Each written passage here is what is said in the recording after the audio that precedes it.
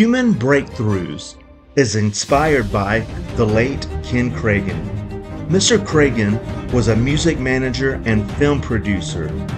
His clients include Lionel Richie, Kenny Rogers, Burt Reynolds, Olivia Newton-John, Travis Tritt, the Bee Gees, Trisha Yearwood, and many others. He's impacted the lives of billions of people across the world, including presidents and celebrities. In 1985, Ken created and organized 43 musical artists for the song We Are the World, a charity fundraiser for USA for Africa. In 1986, Ken created Hands Across America.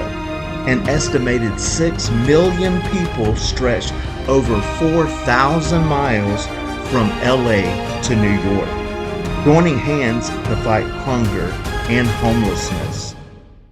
For that moment when hands were joined in line, Ken Kragen and company had done it.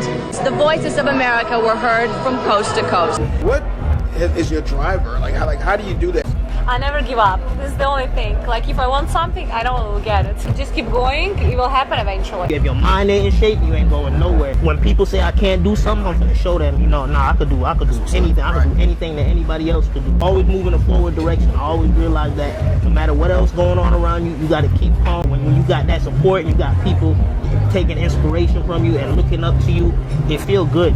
Cicero Leonard, rest his soul, was a Navy veteran. 9/11 happened, and I realized I want to be a Navy SEAL to go hunt the most evil people in the world and make sure 9/11 never happens again. Not believing that you're good enough. They figured out I'm an imposter. But it wasn't that you weren't good enough. It wasn't. The sky is no longer the limit. Wow. It literally is the solar system and beyond. Human Breakthroughs is about people breaking through tremendous adversity, barriers, and boundaries, rising from the ashes and showing others how they can rise above too. Created to be fun, fascinating, intriguing, and empowering, while also joining together to fight a common enemy, the mental health crisis. When I had that spiritual midlife crisis, I filmed myself going down to the jungle with Michelle Rodriguez, the actress. My father had to bribe me with the 3-wheel motorcycle because I was like, I don't want to be on TV. It's like the most tedious thing, and everybody sees the finished product of being an actor. You didn't realize that this would then allow you to be more empowered as a person, and I think acting does that. Celebrities or their family, friends, and loved ones have battled addiction, suicide, depression, and other mental. Older brother died by suicide. One of the leading causes of death among adults is suicide. The leading cause of disability in the workplace around the world is depression. It was out of terrible adversity. I had my home and my car, but everything else was gone. I had no savings. Gosh, it wasn't more than 3 or 4 or 5 years later, Kenny Rogers was the biggest thing around. As an example, like from The Gambler, when you launched that. The best example I have is when it's there. Lionel Richie at the Olympics in 1984. I was able to get him the closing of the Olympics singing all night long, the #1 song in the country, with 1,000 dancers and pyrotechnics. Something like 2 billion people worldwide saw it, and it didn't advance his career. Now, 6 months later, Lionel and Michael wrote We Are the World, and we recorded it on the night of the American Music Awards, which Lionel hosted 28th of January in 1985. On the American Music Awards, he sang, performed, and won 6 awards. Then, less than a month later, he was on the Grammys and performed again and won 3 Grammys.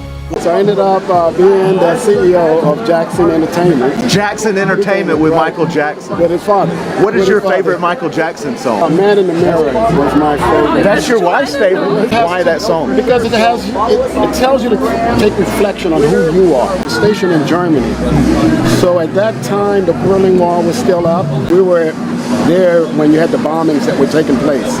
Matter of fact, the unit that I was in, 6th of the 14th Field Artillery, that unit was actually bombed one night while we were at a discotheque. A few of our friends, they actually lost their lives. That was like my first time of comforting someone because they were dealing psychologically with that trauma. Because when you're a U.S. soldier, you serve the world. Trained the Gracies, went to Brazil, trained jiu-jitsu, and then I would go for Christmas and New Year's. Through my friends in California, became friends with them all throughout the world and everything.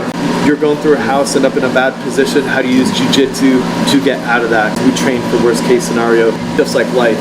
Whoever can like take these beatings and like get back up and keep going, keep achieving and not let it pull them back in life are all the people who have achieved the most. There's no losing, you either win or you learn.